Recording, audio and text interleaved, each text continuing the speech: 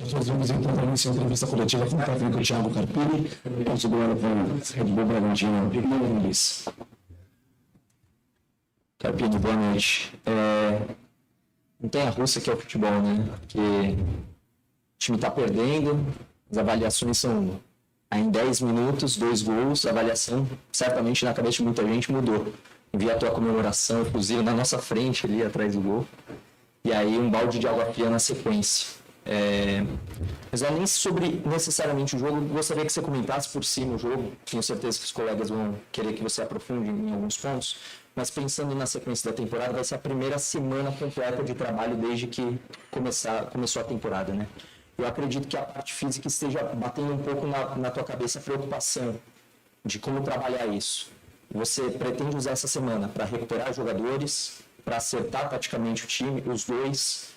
Pensa em utilizar mais vezes o time chamado reserva? Eu sei que vocês geralmente não gostam de falar que tem um time reserva, um time titular. Queria que você explicasse um pouquinho disso, esse planejamento também além do jogo de hoje, porque a Libertadores também está batendo na porta e causa uma preocupação um pouco grande no torcedor. Boa noite a todos. Bom, exatamente isso, é um mix de emoções. E não tem jeito, a atmosfera ela é muito contagiada em cima do resultado momentâneo da partida, do resultado final do jogo. Apesar de nós, enquanto profissionais, a gente avalia outros aspectos, né? Então nós tivemos de tudo nessa partida, né? Um início ruim, apesar que antes do gol nós tivemos 2 chances ali claras de gol, e aí faltam aqueles detalhes, falta um pouco do entrosamento de estar toda hora tendo que modificar por necessidade, né? Depois a gente acaba errando um pouquinho no detalhe, toma o gol e não consegue se encontrar no primeiro tempo. A equipe adversária melhor no primeiro tempo e é compreensível a chateação do torcedor, a mesma nossa. Nós sabemos como foi o nosso vestiário no intervalo. E uma volta onde a equipe voltou melhor, voltou criando algumas situações, consegue ali mesmo com... Apesar que não era um jogador a menos, que as duas equipes tinham 10 jogadores em campo, um empate que parecia, naquele momento do jogo, até uma coisa improvável, apesar de termos criado muitas chances, né, no segundo tempo. E eu acho que a atmosfera do estádio já se dava por satisfeito o ponto conquistado pelas circunstâncias do jogo. E eu também tenho essa mesma opinião do torcedor, acredito que seja na maioria de vocês. E a gente consegue o gol da virada, foi fantástico. Aquela minha comemoração foi uma maneira de extravasar o que esses caras estão sentindo. O Calheri, o Pablo, o Alisson, o próprio Diego Arboleda, o Wellington, esses caras só estavam no campo hoje porque são eles. E eles são muito guerreiros, muito valentes. Nós não treinamos de quarta para cá. O cansaço ontem, acho que foi a 48 horas pós-Santos mais acentuado de toda a temporada, justamente por seu início. O risco de se perder mais atletas ele foi muito grande. Em cima disso, nós não temos como treinar e organizar uma outra estratégia do jogo. A ideia é mexer o mínimo possível e tentar rodar atletas com nível de jogo um pouco menor, de volume de carga, para a gente poder tentar equilibrar a parte física de uma equipe que enfrentou nós no primeiro tempo, onde estava todo mundo praticamente zerado, e foi até melhor do que a equipe titular.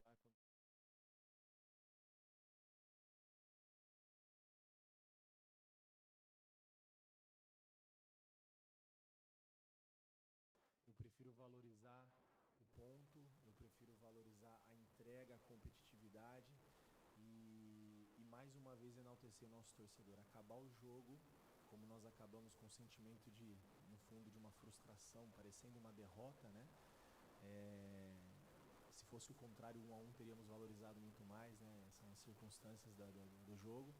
Eu acho que tem que parabenizar mais uma vez o torcedor de São Paulo, principalmente esses atletas, porque para o torcedor aplaudir da maneira que aplaudiu, porque eles viram o tamanho da entrega. Claro que tiveram erros, limitações, dificuldades, escolhas, acertos, enfim, isso faz parte do processo.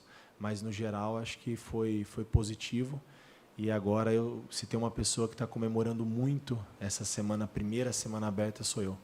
Primeiro pelo descanso e para poder recuperar mentalmente também o desgaste dessa sequência de jogos. Acho que o São Paulo teve um início de temporada, desculpa me alongar um pouco na pergunta, o São Paulo teve um início de temporada muito difícil, onde você já em 15 dias tem uma decisão e antes que antecede um clássico de que nunca tinha vencido. Começa bem a competição, quebra alguns estigmas de não começar bem o Campeonato Paulista. Então, muita coisa boa acontecendo, um nível de concentração mental muito grande, físico, desgaste no início de temporada. E o reflexo é isso, 7 jogadores no DM, dos 7 ali, 4, 5 considerados aí jogadores com uma participação muito grande, né? Não vou usar o termo titulares, mas jogadores importantes para o nosso processo. Então, fazendo ali num contexto geral, o saldo até então muito positivo. Agora a gente poder aproveitar ao máximo essa semana e com a possibilidade real, não estou cravando, de retornos do Igor, do Elton Rato e do Lucas. Você imagina se eu estou comemorando, né? E descansar os que precisam descansar, para a gente não perder mais ninguém. Carpini, tudo bem? Carpini, o torcedor, ele não pensa nisso, né? Que o time joga domingo, quarta, que tem 7 jogadores no departamento médico e o torcedor ele quer a vitória. E as críticas elas vão aparecendo. Você estava em lua de mel com o torcedor e é natural que em algum momento você vai oscilar e o torcedor vai pegar no seu pé e você ainda não teve essa experiência de estar à frente do São Paulo e ver esse torcedor mais criticando, etc. Primeiro que eu gostaria de saber como que você lida com essa situação, porque tem treinador que, por exemplo, nem entra em rede social, não está nem aí, tenta evitar esse tipo de relação. Como que você lida com isso em relação à partida? Entre os torcedores, a maior reclamação foi o Nicão, a escalação do Nicão, até porque tinha o Bobadilla improvisado, o Nicão, ele pelo menos não é conhecido por ser aquele jogador que atua aberto e que tem uma boa recomposição. Por que a escolha do Nicão e como você lida com esse burburinho, digamos assim, dos torcedores? Não, de maneira muito tranquila, né? Se a gente for ouvir tudo que a gente escuta e lê em relação às opiniões alheias e contrárias, eu acho que por mais que eu não concorde, o mínimo que eu tenho que fazer é respeitar a opinião de vocês, a opinião do torcedor. Eu não sou o dono da verdade, mas eu tenho as minhas convicções, então eu respeito. São maneiras diferentes de enxergar a situação, mas uma coisa que o torcedor, e vocês infelizmente pós-pandemia não tem mais, é o dia a dia. E é o que me sustenta, né? Às vezes as pessoas podem, poxa, o Eric entrou muito bem. Eu vi que o Eric entrou muito bem nesse jogo, no jogo anterior. Só que o Eric não treinou os 2 dias, estava com o joelho do tamanho muito inchado por uma entrada que ele tomou. Talvez não tivesse condições de jogar, fez todo o trabalho, praticamente não foi ao campo para poder se sacrificar hoje e participar um pouco. Então, quais são as escolhas que nós temos mediante as 7 jogadores do DM? Nós temos que utilizar aquilo que nós temos de melhor. E o Nicão, ele hoje, ele é não só hoje, né, já há um tempo, ele é funcionário do São Paulo. E nós estamos tentando resgatar não só o atleta, mas o ser humano, porque as pessoas não têm obrigação de saber disso e a gente respeita, mas tem outras coisas que envolvem o ser humano, o atleta, que a gente está tentando se sensibilizar também com isso e trazer ele de volta. A gente entende a chateação do torcedor, respeita, né? O Nicão também, a gente entende a chateação dele, a gente vai continuar dando carinho, dando atenção. Se nós conseguirmos ganhar a cada atleta que a gente consiga ganhar, que já esteja dentro do nosso contexto, para nós acho que é o nosso desafio. Hoje, mais uma vez, uma grande partida do Ferreira, uma ótima entrada do Eric. O Nicão criou situações, o Nicão ele deu 2 assistências nessa competição contra a Portuguesa e contra o Água Santa. Ele fez um primeiro tempo da final taticamente muito interessante, dentro daquilo que nós planejamos para o jogo do Palmeiras. Então, houveram coisas boas. Claro que tem um erro, tem um acerto, tem tudo isso. E a gente entende o momento do torcedor. Essa questão da lua de mel, daqui a pouco a gente volta de novo. É só as vitórias acontecerem, a gente buscar os nossos objetivos. A gente sabe que o torcedor ele quer o tempo todo vencer e nós também queremos. A gente trabalha para isso, mas nós temos um dia a dia. Nós temos aqui seres humanos, nós temos uma sequência, nós temos diversos problemas para colocar o que a gente pensa de melhor e representar bem o São Paulo. Então, em relação às críticas, elas fazem parte. E eu entendo que as críticas elas me fazem refletir, elas me fazem melhor, não que eu acompanhe, porque as minhas redes sociais nem sou eu que cuido, eu não me apego muito nisso. Eu já tem um período aí que eu dei uma eu fiz como eu vou usar a palavra assim, dei uma desligada total. Detox. Boa, gostei, detox. Um detox das redes sociais, porque as redes sociais ela permite tudo, né? É uma terra sem lei. As pessoas escrevem o que quer sem ter uma responsabilidade. E eu acho até que as pessoas, de um modo em geral, isso não é uma crítica, não, e não são todas as pessoas que usam dessa maneira, da maneira que se pronuncia, que se direciona às pessoas, por mais que é uma figura pública, acho que as pessoas perderam um pouco a sensibilidade. E isso é triste, mas a gente respeita, entende? E é uma parte pequena, porque a maioria foi o que eu vi hoje no Morumbi, apoiando o torcedor, por mais que não concorde com algumas coisas, e é natural. Internamente no São Paulo, eu tenho certeza que muitos não concordam com as minhas decisões, mas todos respeitam e remam da mesma maneira para o mesmo lado, porque é dessa maneira que a gente vai conseguir os nossos objetivos na temporada. E essa questão com o torcedor é a questão das vitórias voltarem, os bons momentos, os objetivos serem alcançados, trabalhar bem a semana, voltar todos os atletas à disposição, que é o meu sonho, ter o elenco todo à minha disposição.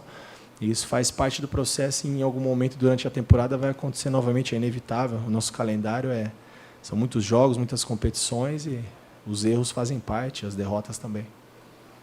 Carpini, boa noite. Gostaria até de aprofundar numa questão que você já começou a responder agora, né? Que é sobre, eu sei que técnico não gosta muito de individualizar, mas sobre a entrada do Eric, porque hoje ele foi fundamental nos 2 gols. Sim. Marcou o primeiro, deu assistência para o segundo. E justamente pelo fato de a gente não acompanhar o dia a dia, a gente não sabe como está o treino dele, o torcedor também não sabe que ele estava com o joelho inchado, que ele estava com esse problema, e você termina a sua resposta falando de ter o sonho de todos os atletas à disposição. Dá para a gente dizer que, tendo todos os atletas à disposição, que o Eric à disposição da partida que ele fez hoje, você mesmo citou da partida anterior, quando ele entra também, que o Eric ele teve uma atuação, talvez até para ganhar a titularidade nesse time de São Paulo? Obrigado. Obrigado. Não só ele, mas o Ferreira também, né? Foram dois atletas que nos 2 últimos jogos me chamaram muito a atenção. Fico muito feliz pelo Ferreirinha. A gente vinha conversando. É um cara que precisava dessa sequência de jogos e a gente vinha falando sobre isso. E aí teve momentos que ele entrou em jogos e não ajudou, e aí entra o meu papel, né? Seria muito fácil a gente deixá-lo de lado e criticar e colocar alguma culpa em cima do atleta, e a culpa não é deles, a culpa é minha quando não dá certo, o mérito eu divido com eles. E em relação ao Eric, da mesma maneira, a expectativa era muito grande da chegada. Eu conheço o Eric muito bem, enfrentei ele por 2 vezes na Série B pelo Ceará. Foi um pedido do Dorival e um esforço da diretoria, e eu acho que de maneira assertiva, esses 2 atletas. E o Eric, ele se credencia a ser, como todos os atletas, um cara importante para a temporada. Eu não posso falar e eu também não direciono dessa maneira de titularidade, porque nós temos um cara que hoje joga na função, que é líder de assistências, que é o Wellington Rato. Nós temos outras possibilidades com o retorno de todos os atletas. Então a gente ganha muito com isso, mas precisamos ter todos esses caras à disposição, e são surpresas boas, né, que acontecem. Tanto a participação não só no jogo de hoje, mas como você mesmo falou, no jogo anterior do Eric, me deixa muito feliz. Com certeza ele também, otimista para a sequência. E ganhamos mais 2 grandes opções, sem falar, aí eu tento dividir o mérito e não esquecer de ninguém, o próprio Michel Araújo, que entrou muito bem na partida. E também, como eu falo, né, o dia a dia hoje, infelizmente, vocês não têm mais tanto acesso. O Michel passou por um problema de saúde também, amidalite, ficou internado por muitos dias. Jogou hoje totalmente debilitado. O Michel não treina com o grupo, eu acho que mais ou menos 1 semana. E hoje se dispôs a fazer e fez muito bem feito. Então, eu não tenho como não valorizar o meu grupo, como eles são guerreiros, como o São Paulo está bem representado com esses atletas e como esses atletas estão bem representados com o nosso torcedor. Tiago, boa noite. Eu queria te perguntar sobre a construção ofensiva do time, porque a gente, pelo menos olhando de fora, percebe uma preocupação muito grande, um estilo mesmo frequente do São Paulo de tentar alargar muito o campo na construção ofensiva, né? Usar bastante as laterais, alargando muito o campo. E alargar o campo, por um lado, talvez encurte o caminho para você chegar na linha de fundo, né? Mas, por outro, se a gente pensar aqui nesse eixo horizontal, te deixa mais longe do gol, né? Você está mais longe da faixa central, ali onde você vai definir a jogada, fazer o gol. Então, eu queria te perguntar primeiro se você está contente com a frequência com a qual o São Paulo usa esse artifício de tentar largar o campo, de procurar a lateral, ou se você acha que o São Paulo pode jogar um pouquinho mais pelo meio. E segundo, alargando o campo, procurando os laterais ou procurando os jogadores que estão mais abertos na linha lateral, qual é o passo seguinte que eventualmente está faltando assim, para o São Paulo? Beleza, largou o campo, usou a lateral. Mas para definir a jogada, para transformar isso numa finalização, num gol, o que é mais importante quando o caminho é esse? Obrigado. Obrigado. Bacana a pergunta. Quando entra na parte tática, assim, é uma coisa que eu gosto de falar. Gosto de expor as opiniões, né, as minhas ideias. Eu acho que tem duas frentes. Quando você alarga o campo, pelo menos na minha concepção, que eu procuro fazer nos meus times, nas minhas equipes, alargar o campo para você abrir os espaços de corredores centrais. Então, na verdade, não necessariamente quando você alarga o campo, você joga pelos lados e fica distante do gol. Às vezes, com um passe que você quebre duas linhas com a amplitude que os jogadores de lado deram, você chega mais rápido ao gol. E aí, eu acho que são questões a serem trabalhadas, porque quando você essas linhas e dá essa amplitude, você tem sempre duas opções de passe para quem tem a bola. Normalmente a linha fecha o passe de dentro e você joga por fora.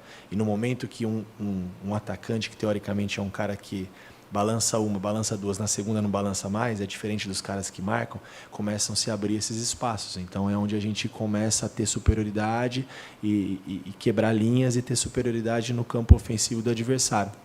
E a ideia dessa amplitude é você flutuar de fora para dentro, ter dobra dos lados e fazer essa bola passar com mais volume. Eu sei que tudo isso é parece muito simples falando, mas a gente tem procurado fazer nos 10, 15 minutos que nós temos de treino por semana, que antecedem cada jogo.